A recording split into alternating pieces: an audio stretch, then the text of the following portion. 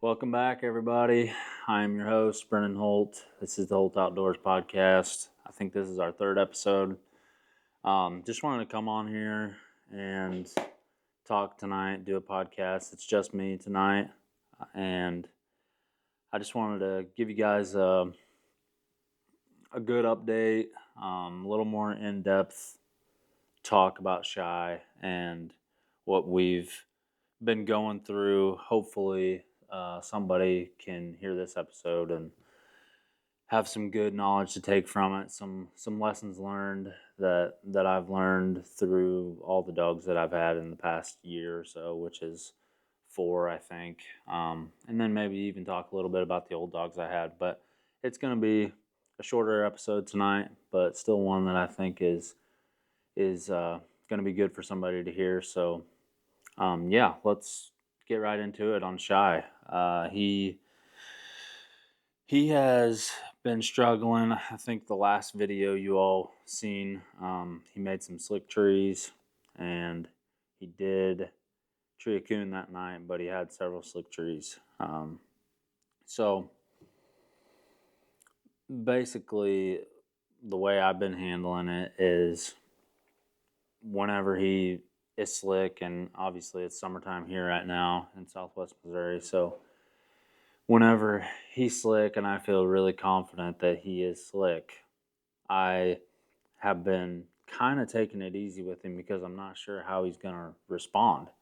And I encourage everybody to consider that whenever you are thinking about correcting your dog, especially if you're just getting your first dog or something like that, especially on a young dog. Just kind of make sure you know the dog well. Make sure it can take whatever you're going to dish out to it. But anyways, so I've been just kind of taking it easy, feeling it out a little bit. And that after that night, I started getting to where if he made a slick tree, I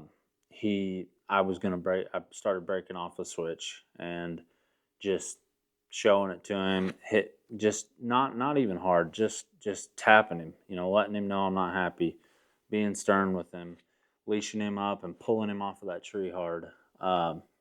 Things like that can get the point across that you're not happy with what they did and that they need to go on and do it again. Sometimes the dog will pick up the track right there at the tree and take it on out of there. Sometimes they'll just blow out of there and go find a better track to tree. But that's what I've been working on with him. So in the last, I think, 3 or 4 hunts, he's definitely progressed. I want to tell you guys about last night. So last night I went hunting with Josh, and we hunted, I think, 2 of his pups, and I believe it was Spencer's blue tick. And we hunted them. We turned all of them loose together, and while they were out, I turned Shai loose. And he went in there, got struck, ran way down this creek, come way back, got struck, and pretty much fell treed, and it was blank. So the blue dog came in there and covered him. And so once we got him off of that tree, we walked him just a little ways there, and we recut him. And it wasn't long. I heard him open. He was through there a good ways, and then not shortly after that, he was treed. So we made it back to the truck, and we went around to him, and he had a coon. So he made progress from the last time I hunted him with other dogs to this time being last night that I hunted him with other dogs. He made progress. So I'm pretty dang happy with where he's at, and I hate to get my hopes up, but I'm excited for what we might be able to do with him. He's got a good temperament. He's he's shown me that he can get things done quickly, and I just like him. So very excited about him. And if you all want to continue to see his progress, then keep an eye on the channel, and we're going to keep putting videos out about him. But so the topic I kind of want to discuss today in this shorter episode is lessons, mistakes, lessons, everything that I've done, all the above.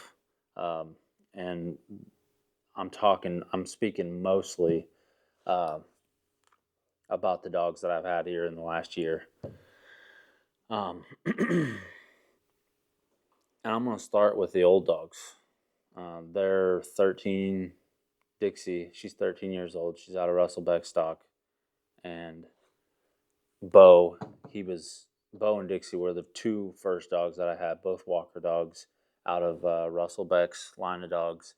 And Dixie broke her leg whenever she was, I think, like 4 months old. She was jumping out of the truck, broke her leg. So she never really did a whole lot. But Bo was the one that really, took to everything pretty naturally. And I just kind of want to talk about how things used to be back then.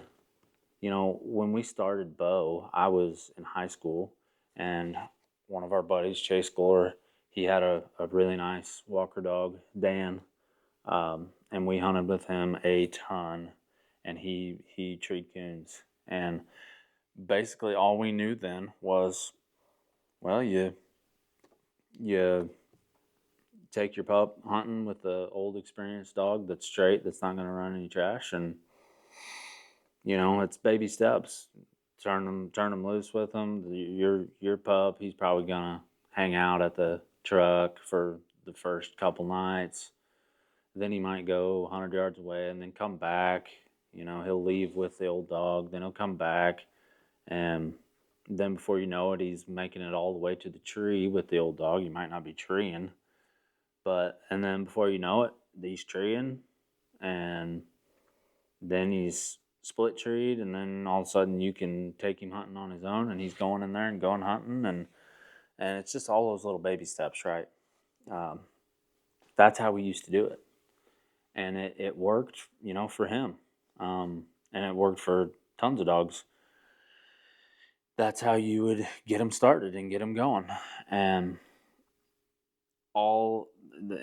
granted, Dixie never really made it much of a dog. Bo was a coon dog, and it just, everything's different now. I'll talk about the 4 dogs that I've had. The first 2 being Remy and Boon. Remy, she was Redneck Shack. Redneck Shack was her dad, and then I think it was Wipeout Zucchi Mama was her mom. Bred really good, but from the day I got her, she was shy. She was shy. I can't be saying shy all the time because that's the name of another dog. Timid. She was timid. All the time timid. We just never connected. We never connected. And I had her from the time she was 4 months old to over a year old. We never connected. She just was jumpy around everybody, everything. She would run tracks and never would get treed, and that's normal for how she was bred. At least from people I've talked to, that was not uncommon. So, but she wasn't for me, and so from her, I learned you just have to don't lie to yourself. And if you don't have a connection with the dog and you just are not seeing eye to eye, then maybe it's better off to get him to someone else that she might be able to make that connection with. But I guess I'll talk about Boon now. Everyone, obviously, that would be listening to this or watching this knows who he is. He was a special pup from, I think, the time he was about 3 months old. He ran a track with Remy, and my old dog Bo on a coon that I turned loose for him. Ran the track, barked the whole time, and came treed with my old dog like he'd been doing it forever.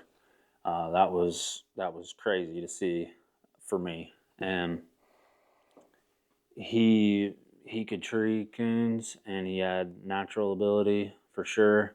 And then we hit this lull, and this is one point I think I should make, and it all ties together. It's be patient. It's be smart. Use common sense. Don't hunt your young dog 3, 4, 5 nights in a row when you're in drought conditions and you're just setting him up for failure. I did that too many times. So don't do that. You know, and even with all the mistakes I made, I never got onto him very hard at all. There was trees that he was making whenever we were going through that drought, and he was, 10, 11, 12 months old. There was trees he was making, bad trees, and I didn't have a thermal or nothing. I assumed they were slick, but I never really got onto him. And number one, I shouldn't have let him get away with that stuff. And number two, I shouldn't have been hunting him whenever it was the conditions that it was. You're setting him up for failure, so don't do that. Use common sense. Learn from my mistakes. Don't do that. As exciting as it is whenever you get that young pup who's showing you something that could be special, you just got to use common sense and don't overdo it. That's my opinion. There's probably people out there who have a different opinion, and that's fine. It's just up to each individual as to what's going to work for you. And I'm telling you guys what I've learned and what I found out. Then we kind of got through that phase a little bit. And, the thing about him was his style. He was a trailing type of dog. He was going to try to trail up and tree an old track. He could run a hot track, yeah, but I doubt if he's ever going to be much of a layup dog. I could be wrong on that. But that was his style. And we got closer to that kind of January, February-ish time frame, and he was struggling. But then he started to come out of it. And my biggest thing with him was that he jacked the tree really bad.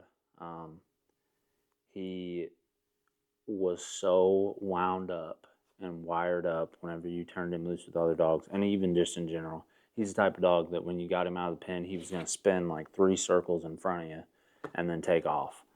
And he was just so wound up that I couldn't see how I was going to be able to get him to ever just focus on himself and not what other dogs are doing whenever he was with company.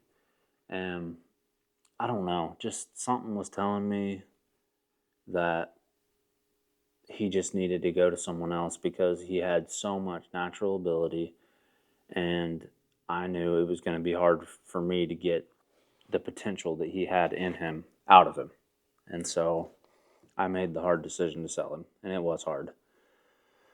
But a lesson from him, don't hunt. Use common sense and set your dog up to succeed. Be honest with yourself about your dog. Don't lie and make excuses for him, but set him up to succeed. And whenever you have a gut instinct about what you need to do with them, trust it, follow it. It's still hard that I let him go, but it probably won't be the last time that it happens. And just trust your gut.